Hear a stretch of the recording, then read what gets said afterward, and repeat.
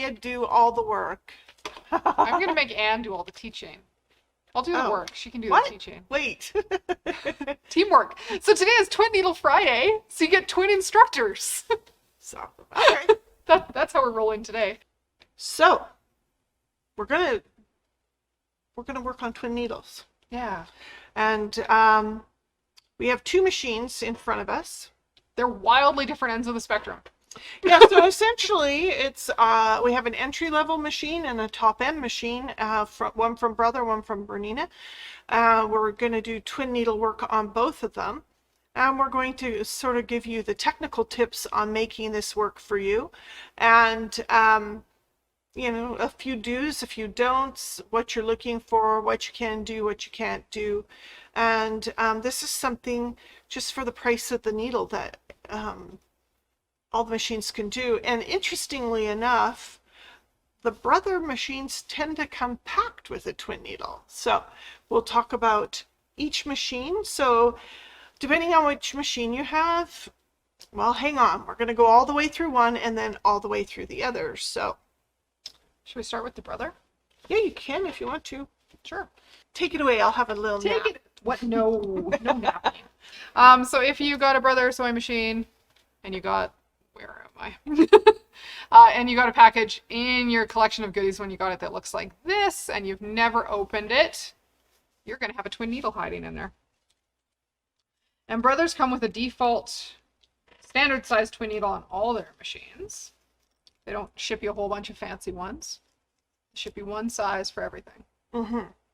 And it's, that's the twin needle there. So unlike a normal needle, where the needle is centered below the shaft that goes into the top of the machine, those two little needles are offset from each other. And there's a magical set of numbers when you're reading twin needle packaging that doesn't come on this lovely package with your Brother machine. So I'm going to pull up another package here. So when you're looking at twin needles, the relevant information is going to be your needle type. Lots of them are universal. Some of them will be a stretch or a jersey needle. And they're also going to list the needle size as well as the spacing between the twin needles. So on this needle, it's a twin needle. Your distance between the needles is the first number listed down at the bottom. This is listed at 1.6. Sorry about the glare, guys. 1.6, and the second number is the size of both of those needles. So they're a size 80 needle, 1.6 millimeters apart. This next needle is a 3 millimeter distance between the two and a size 90 needle. So you'll want to know what you're working with before you get started. It'll keep you out of trouble. But the Brother one is not labeled, and it is a 2 millimeter needle and a size 80. It's not stamped at the top. Pretty sure it's a size 80 needle on both needles and 2 millimeters apart. So if you're really not sure, it's where a seam gauge comes in handy. You can actually measure the distance between those points. So these go into the machine like a regular needle, flat side to the back, if that's how most of our domestic machines are set up that way. And then the other thing, on most Brother machines that are computerized, they have a twin needle minder. So there's a little button on the screen or on your interface somewhere that will show the twin needles. And if you select that, it'll change on screen from a single needle to a double needle. And the advantage to telling it that you're using a twin needle is it won't let you go wider than safe for the default Brother needle. So that 2 millimeter distance, it knows. What if I want to use one of these other sizes, Leah? Then you have to do math. And what would the math look like? So the math. I like math.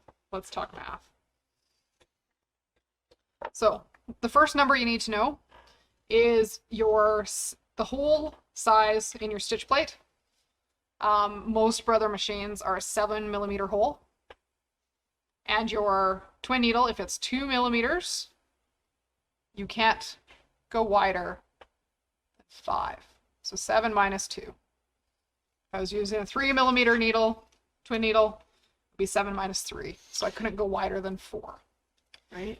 The other thing you need to watch is that your default needle position, if it's all the way to the left, your left hand needle in here is going to be further out. So I would start with a center needle position on your stitch. So most of the default stitches are on the left. You'll want to move to a center stitch, similar to that number 4 stitch. So your needles are centered below the shaft in the center of the hole. Perfect. Those are the things you have to watch for at the beginning. And this isn't a pedal to the metal, go like a crazy person when you first start. No, this is a test the waters first. Yes. When you're threading, We're going up. yeah, we're going up. You probably also got a secondary spool pin with your machine. Usually there's a little hole. Sometimes these clip on to your bobbin winder. It'll depend on your machine. That second spool pin was out of my box of weird stuff. I don't know if this is the one that is what comes with this machine. But as you're threading, you're going to want to keep both your threads separated. You don't want them tying in a knot before you get to the needles. Mm-hmm. You know what I say to people when we're doing this? It's like 2 children in the back of a car on a long road trip. If you could keep them apart, things will be much happier and smoother. So, But they do need to still get through all the same thread guides to sew properly. let's hold back there. So keeping left and right separate. Making sure you're both are through your take-up lever. Unfortunately, your needle threader is not going to work. So when you went around your tension guide up there, did you split the threads? I didn't because this one doesn't have a center tension disc. Awesome. Yeah. If you do have a center tension disc sticking up out of your machine, do 1 thread on the left, 1 thread on the right. Keep them as far apart as possible for as long as possible. I think of it like making sandwiches. If you're a mayo next to your lettuce kind of person, but not mayo next to your meat, you need another layer in there. When you're getting down to your needle, depending on your machine, you might want to go through put both threads through that top needle guide or thread guide at the top of the needle. Maybe one hanging out. You don't want them tangling right before the needles. This is no fun breaking needles. I'm going to put both of mine through. And then you get to thread by hand. Okay. Both needles threaded. Bobbin thread is up and out so I can hang on to it. So before you get excited and put your foot on the gas, I would hand wheel through whatever you're stitching. Yeah, break all the rules that we teach you in the new owners class. Just a little bit of hand wheel. Much too easy to get everything super jammed and break things if this is not working properly. Yeah, the needles are not expensive compared to feet and accessories, but it is somewhere between $5 and $10 typically. Yeah. So that's an expensive little needle to break your first stitch. It's very sad because you probably didn't buy 2. Once you know it's moving smoothly, you've taken a couple stitches, you're pretty confident, you can take off and go. If you have a built-in thread cutter, I would use caution. So on the front of your stitch, looks like 2 straight lines with a straight stitch. There we go, yeah. And on the back, your threads are sharing a bobbin thread. There's not 2 bobbins when you put a twin needle in. It's just 1 bobbin thread still. So straight stitch is pretty nice and easy. Places you might want to use this if you had to shorten a t-shirt and you don't have a cover stitch machine at home. Or if the manufacturer's hem falls out. That happens a lot. Yeah, sometimes they're not made so nice.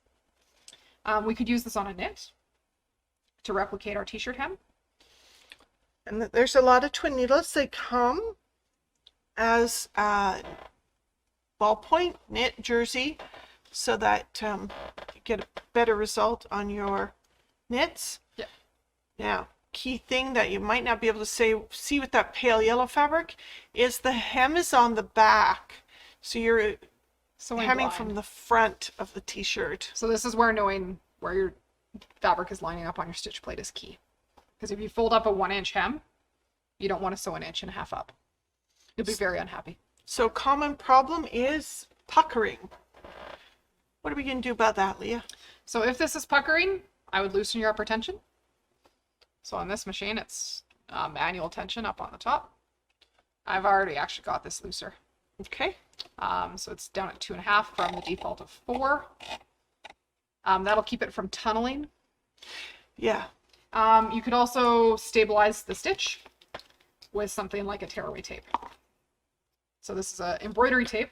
A little bit of stabilizer of some sort. And if it's the wash away, once you get the stitches in there, it's gone. Gone for good.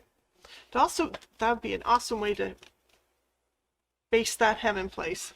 It's not going to shift and move. And Essentially, we basted it with wash away tape. So all we have to do is take the excess off, toss it in the wash. yeah. And same thing, even though I just did a straight stitch with this, I'm still going to start nice and carefully. Make sure I'm actually moving. And I'm going to wish that I brought a flip towel with me.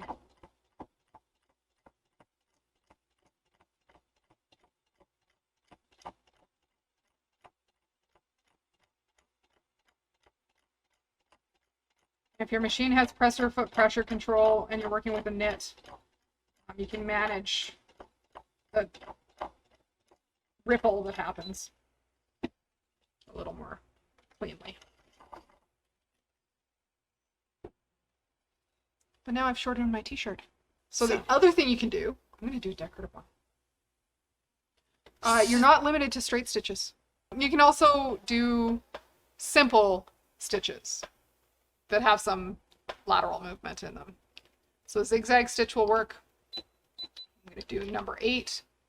But this is where you have to be really careful with your math. So if our stitch is 3.5 millimeters wide and our twin needle is 2 millimeters, is that still narrower than the 7 millimeter hole we have in our stitch plate? It is. And you still have your twin stitch. I still have that turned on, yes. So it should keep you out of trouble. Yeah.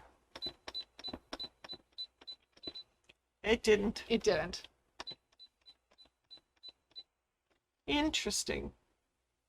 So you can outsmart this machine. So do the math every time. Math. And then, again, hand wheel through the first couple side-to-side movements, all the way to the left, all the way to the right. Yes. If you do that and your math is off, you'll feel it. If you go slow enough, you'll see that your needle's about to strike the foot and break. So although we teach people to keep their hands off the hand wheel now, there are just times when it's still your friend. Yeah. So I can see right now that I'm not at the edge of my stitching area. I could go a little bit wider. Stitch that for a minute. Sure. Let's see what it looks like. Twin needle is a fun needle to own, and if in some fashion it's practical. So it's really interesting to see that zigzag. It's actually just a simple stitch, but it's actually really pretty. And if you use 2 colors of thread that are close, it does a really interesting ombre effect. And then on the back, we get like the craziest things happening because they're sharing a bobbin thread. Yeah. It shouldn't work, but it does. I know, it's magic. Sometimes sewing is just magic. Yeah.